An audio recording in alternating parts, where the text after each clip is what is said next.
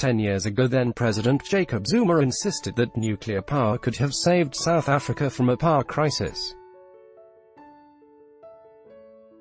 Considering that the proposed program was expected to deliver its first supply of power last year, he may have actually been right. Pay attention. Click See First under the following tab to see briefly.co.za news on your news feed. Former President Jacob Zuma recently made comments that his proposed nuclear program would have saved South Africa from its current energy crisis.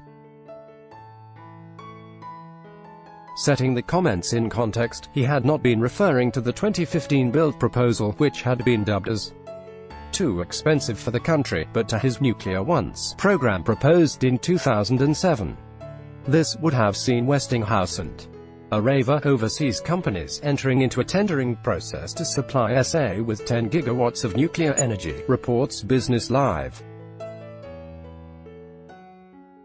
Pay attention. Do you want to know what's trending on briefly.co.za? Join our WhatsApp group today. Read also told you so. Zuma says nuclear could have saved SA from load shedding. Energy expert Des Muller is adamant that this deal would have allowed for stability as far as power was concerned in the country, a glaring reminder of how vital long-term planning is. If the project had gone forward in 2008 as intended, the local industry would have had time to adjust to the shift from coal-powered generation, and the nuclear program would have delivered its first load of electricity last year.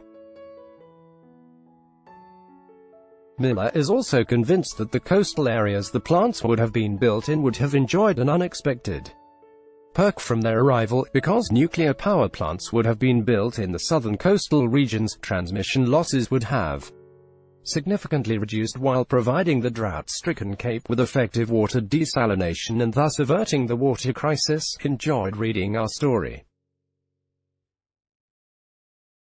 Download BRIEFLY's news app on Google Play now and stay up to date with major South African news. Source: briefly.co.za. Let's block ads.